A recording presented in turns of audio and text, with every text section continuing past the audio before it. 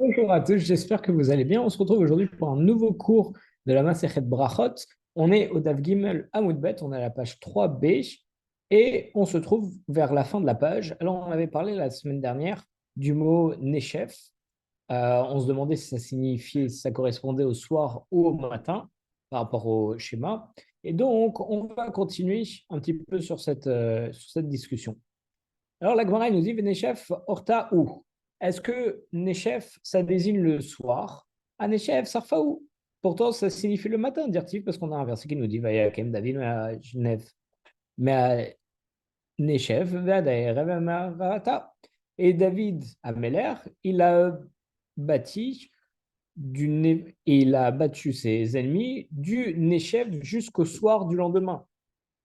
Donc, si on dit du Nechef jusqu'au soir, Mistama, Keuj, Nechef, c'est le matin. Pourquoi? Parce que si on a utilisé après Erev le soir, alors à partir de ce moment-là, tu aurais dû me dire de Erev jusqu'à Erev du lendemain. Voilà, si on a utilisé Nechef, qui est un autre mot que Erev, donc forcément, on doit apprendre de là que Nechef, c'est autre chose que Erev qui est le soir, donc ça doit être le matin.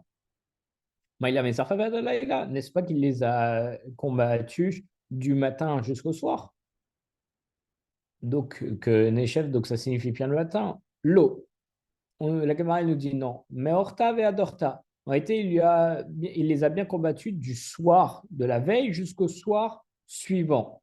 Yahi, s'il en est facile, Yertov, Meanechef, Avead, Anechef. Alors, le verset, il doit écrire il les a combattus du Nechef au Nechef. Si le Nechef, ça veut dire le soir, alors pourquoi est-ce qu'une fois tu m'utilises Nechef, une fois tu m'utilises Erev? Utilise-moi deux fois le mot Nechef, ou bien Omer, Omer, Erev, Meada, Erev, ou bien utilise-moi deux fois le mot Erev du soir au soir.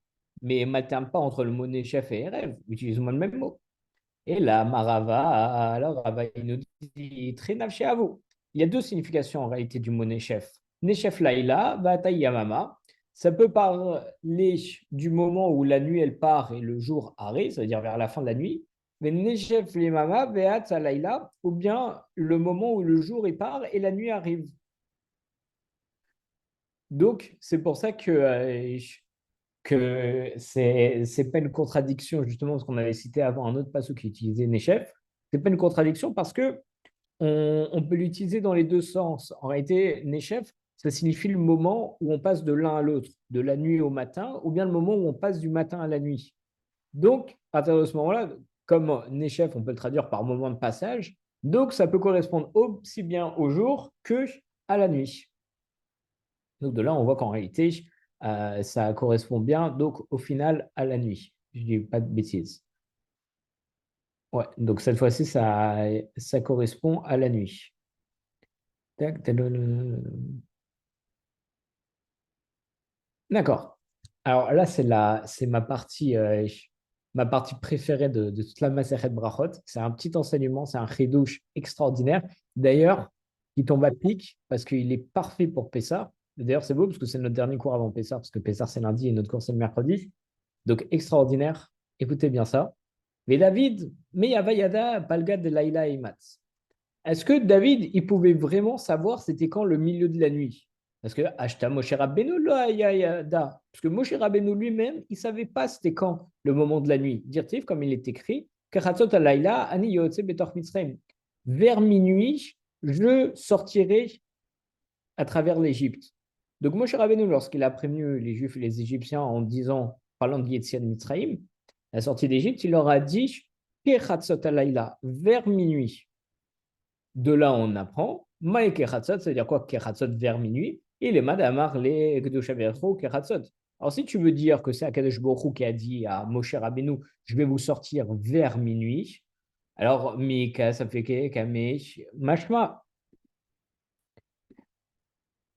Est-ce que Akadosh Baruch Hu, il peut avoir un doute? Non, Akadosh Baruch Hu, s'il te dit qu'il va te sortir à minuit, il va te sortir à minuit. C'est pas possible de dire qu'Akadosh Baruch Hu, il a dit, je vais sortir vers minuit parce que je sais pas, peut-être ça va prendre un peu plus de temps. Donc vers minuit, comme nous, quand on donne rendez-vous à des personnes, on se voit vers minuit. Non, Akadosh Baruch Hu, lui, il est certain. Il sait qu'il va nous faire sortir à minuit, alors il dit minuit. Donc on ne peut pas dire qu'il a juste répété les paroles d'Akadosh Baruch Hu, parce qu'on ne peut pas penser qu'Akadosh Baruch Hu, il dit vers minuit. C'est pas possible. Et là, Marley Bechatzot. En réalité, Akadosh Baruch Hu, il a dit à Moshe Rabbeinu, je vais vous sortir à Chatzot, à minuit. Vateihu ve'amar kechatzot. Et ensuite, Moshe Rabbeinu, il a dit au peuple, je vais vous sortir vers minuit. Et les mains vaglé. Donc on voit de là que Moshe Rabbeinu, il avait un doute, c'est pour ça qu'il a dit vers minuit, parce qu'ils ne savaient pas exactement c'était quand minuit, comme le disait Akadosh Baruch Hu. Donc il a dit vers minuit, comme ça, il n'y a pas de, il y a pas de problème, mais il montrait qu'il avait un doute. Donc si Moshe Rabbeinu, il avait un doute par rapport à minuit, David Avayada, comment est-ce que David Améler, lui, il savait c'était quand minuit?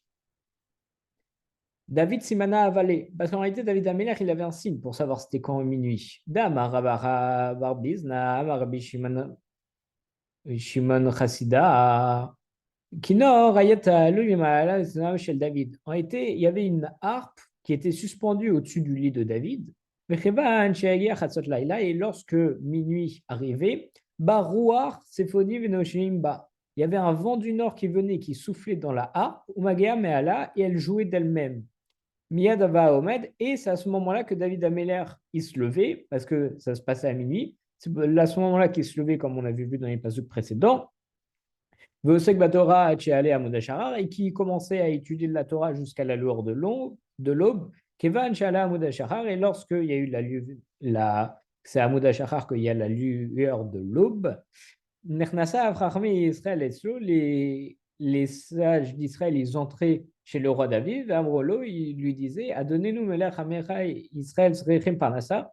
Il disait à David Améler, notre maître roi, ton peuple a besoin de subsistance. Alors à Marlem, il leur répondait, les revis Baresou Zémisé, assurez-vous de la subsistance l'un de l'autre. Ça veut dire que les riches, ils doivent aider les pauvres. Et aussi, selon le Meroé Sedek, ça signifiait en réalité que le conseil de David Améler, c'était que les gens, ils devaient travailler les uns pour les autres pour que toutes les nations soient économiquement indépendantes et donc chacun cède. Amroulo, et les Chachamim lui ont répondu, En commerce est riche. Une poignée de nourriture, ça ne peut pas rassasier un lion. C'est-à-dire qu'en réalité, il n'y a que très peu de nourriture et on ne peut pas rassasier tout le monde avec. Et ça veut dire surtout, comme nous dit, non, il me semble que ça va mais je ne suis pas sûr, qu'en réalité, il y a tellement de pauvres que même si les riches ils donnent aux pauvres, il n'y aura jamais assez pour nourrir tous les pauvres, malheureusement. Ben, ah non, et un trou, il ne peut pas se remplir de sa propre terre. Ça, c'est classique. On a aussi un autre enseignement qui se trouve dans Baba Metzia, il me semble, ou bien dans Ta'anit, qui dit que. Non, non, excusez-moi, c'est dans Brachot. C'est au début de Brachot, c'est un peu plus loin. Qui dit qu'un prisonnier ne peut pas sortir de prison lui-même. C'est une très belle histoire. Je ne sais pas si on l'a étudié ensemble, il ne me semble pas. Non, non, on ne l'a pas du tout étudié ensemble encore. Il y avait un rave qui était très malade. Alors un autre rave, il est venu, il lui a rendu visite et il l'a guéri. Il lui a dit, est-ce que tes souffrances sont chères? On verra ça plus tard. Et il a répondu que non, et donc il l'a guéri. Et après, là, le rave qui avait guéri l'autre, il est tombé lui-même malade. Alors l'autre rave est venu lui rendre visite et il a guéri. Alors, on lui a posé une question, on lui a dit, si toi tu es capable de guérir, pourquoi est-ce que tu t'es pas guéri tout seul lorsque tu étais malade? Il dit, parce qu'un prisonnier ne peut pas sortir de prison. Ça veut dire qu'une personne, elle peut beaucoup aider les autres, mais lorsqu'elle a le même problème, alors parfois on a plus de mal à s'aider soi-même. C'est pour ça qu'il y a des personnes qui peuvent donner de très bons conseils sur plein de sujets de la vie, mais, et on se dit, par exemple, quelqu'un qui donne beaucoup de cours sur le Shalom Bayit, qui est spécialiste dedans, bah, ce n'est pas forcé, malheureusement, qu'il ait un super Shalom Bayit, parce que c'est plus facile d'aider les autres et d'enseigner aux autres que de l'appliquer soi-même. Parce que lorsqu'on est soi-même impliqué dans la chose, on a du mal à voir correctement les choses, il faut prendre du recul. C'est à ça que sert une autre personne. Donc là, on a un très bel adage qui dit qu'un trou, il ne peut pas se remplir de sa propre terre. Comme nous dit Rachid, ça veut dire qu'en réalité, c'est impossible de remplir une fosse en enlevant davantage de terre et en la rejetant ensuite à l'intérieur. Il y a aussi une autre explication, comme quoi on ne peut pas remplir un trou en y remettant la terre qui en a été retirée, parce que tu perds toujours une partie de la terre.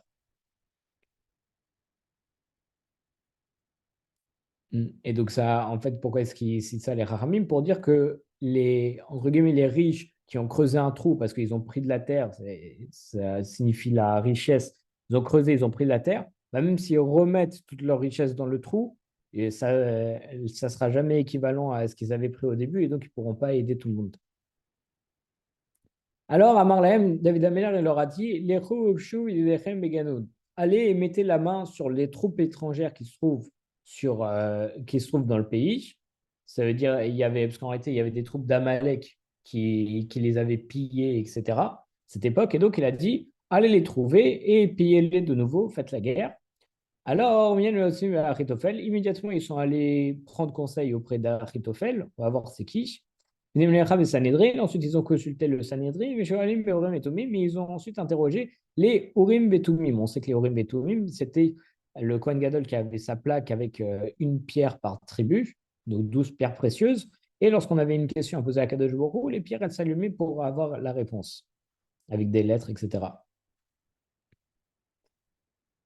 Alors, on va s'intéresser un petit peu à ce qu'on vient de dire, surtout l'ordre dans lequel on a dit que d'abord, on va prendre conseil chez Achitophel, puis le Sanhedrin, puis le Horim et Tumim.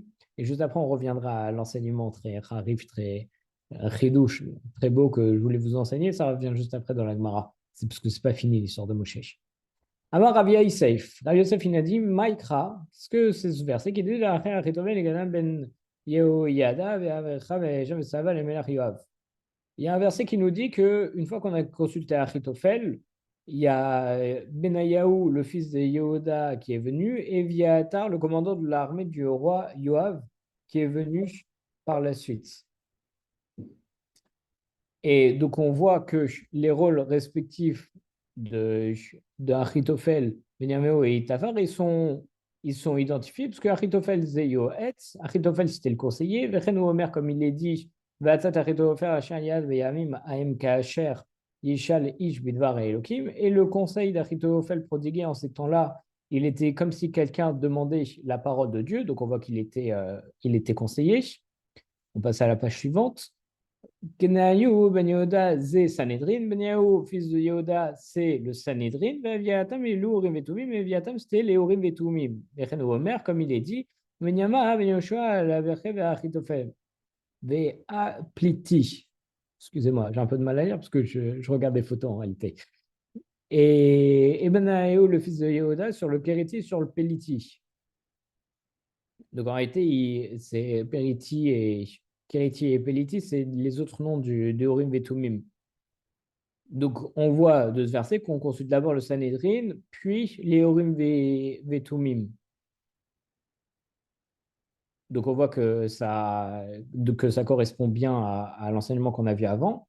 Mais là-bas, Nikra Shema Keriti ou Peliti. Pourquoi est-ce que les Urim Vetumim, on l'appelle aussi Keriti et Peliti? Keriti, Shikorotim Gedverem, on l'appelle Keriti parce qu'ils répondent, c'est le même mot, par des paroles précises. Patish Mouflaim et Devrehem, et Peliti parce qu'ils sont extraordinaires dans leur choix de leurs paroles. Et Rachid nous dit qu'en réalité, ça signifie que les Orem Vetumim, ils disaient clairement et précisément ce dont on avait besoin et ils ne faisaient pas de la dentelle ni quoi que ce soit, ils allaient straight to the point et leurs paroles étaient claires et précises. Et après, ils sont allés voir Yoav, le commandant de l'armée. Donc, c'est qu'après qu'on voit le commandant de l'armée. Voilà pour la petite parenthèse. On revient à l'histoire de David qui se réveillait grâce à l'harpe. Amar Rabbi Yisraël baraba ve'amrela, Amar Rabbi Yisraël vere derava. Il dit, Maïkra, qu'est-ce qui est écrit? Ora kevad chez Ura anevem vechena ayera shachad. Éveille-toi, mon âme, éveille-toi à harpélir et je me réveillerai à l'aube.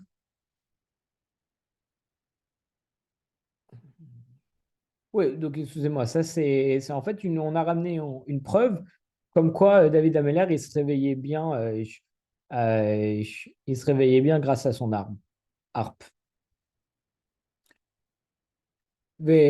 Rav Zaira Amar, Rabbi Zaira il nous dit, Moshe Leolam Avayada. En réalité, c'est ça le mon chidouche, c'est que Moshe Rabbeinu il savait en réalité c'était quand minuit. Alors pourquoi est-ce que Moshe Rabbeinu il a dit Kechatzot, vers minuit? Mais David Nami Avayada et David Ameller aussi il savait c'était quand minuit. En réalité, ils savaient tous c'était quand. Mais Kevin David Avayara Knor Lamalech. Et puisque David il savait le moment exact de minuit, pourquoi est-ce qu'il avait besoin d'une harpe? Il a tiré Mishmé. Parce qu'en réalité, il en avait besoin Et donc, en réalité, David Ameller, pourquoi est-ce qu'il avait besoin de la harpe? Il avait besoin de la harpe pour pouvoir se réveiller. Parce qu'il savait c'était quand minuit, mais il en avait besoin pour se réveiller de son sommeil. Les camarades de Moshe Avaya Ada, Lama les Memarkatsot. Alors, si Moshe Rabbeinu aussi savait c'était quand minuit, pourquoi est-ce qu'il a dit Kechatzot, vers minuit, je vais vous sortir d'Égypte? Parce que Moshe Kassabar, Shamaï et tout, ça n'est Baro. Parce qu'en réalité, ce qu'il craignait Moshe Rabbeinu et ce qu'il avait prévu, c'était que Pharaon, lui, il se trompe dans son calcul de minuit. C'est que Pharaon, lui, ils ne savent pas bien calculer minuit. Moshe Beraïou, et qu'ils disent Moshe Rabbeinu, tu es un menteur. Donc en réalité, Moshe Rabbeinu, il savait c'était quand minuit.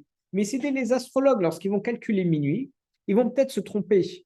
Et donc s'ils calculent mal minuit, alors ils vont voir qu'à l'heure où ils avaient prévu le minuit, on n'est pas sorti d'Égypte, et donc ils vont se dire Moshe Rabbeinu, c'est un menteur, en réalité, il invente. Donc pour prévoir cette faute, c'est ça le Chedosh extraordinaire, Moshe Rabbeinu, il leur a dit vers minuit, comme ça pouvait comprendre une intervalle de temps où ils pourraient se tromper dans leur calcul.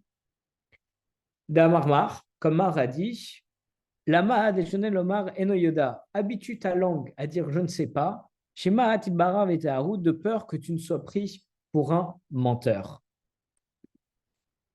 Et ça aussi, c'est extraordinaire parce que ça me rappellera toujours un enseignement que m'a donné Rav Yosef quand j'ai commencé à donner des cours.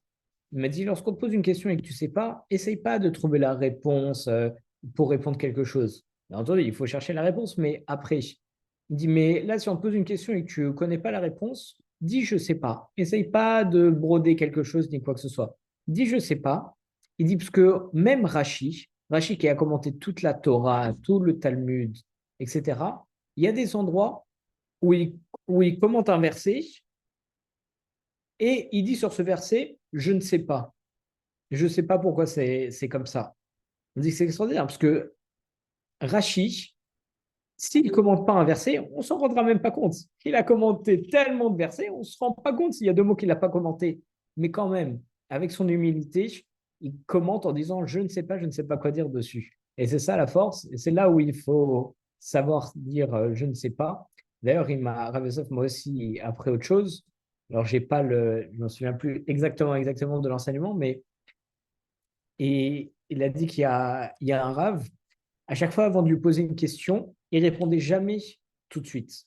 Il attendait toujours. Parce qu'en réalité, il y a deux types de réponses qu'on donne toujours et automatiquement à une personne. Soit on donnera une réponse qui rentre dans notre intérêt.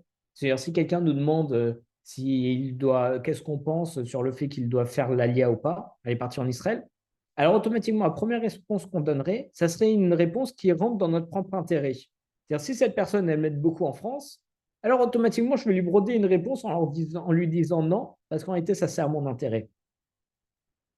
Et si j'ai aucun intérêt dans sa question, alors la réponse qu'on va lui donner, c'est pour paraître intelligent. On va vouloir lui donner une réponse, mais c'est surtout parce que on veut être la personne qui a conseillé cette personne, on veut paraître intelligent et qu'on nous pose des questions, etc. Et si ni on veut paraître intelligent sur cette réponse, ni on n'a aucun intérêt sur cette question, alors la troisième chose, c'est on va juste donner une réponse pour vite s'en débarrasser parce que ça ne nous intéresse pas. Et donc, les grands Chachamim prennent toujours leur temps lorsqu'on leur pose des vraies et grosses questions. Pas, par exemple, si on appelle un Rav et qu'on lui demande Rav, est-ce que ça c'est cachère? Oui, c'est cachère ou c'est pas cachère. Il n'y a pas de questions quand c'est des questions à l'arrêt comme ça, mais des questions sur la vie, des conseils, etc. En réalité, il faut toujours prendre du temps avant de répondre. Parce qu'il faut réfléchir. La réponse que j'ai envie de lui donner, est-ce que j'ai un intérêt dans cette réponse? Ou bien est-ce que je vais lui donner cette réponse juste pour paraître érudit et en réalité elle risque d'être fausse, mais au moins je parais érudit?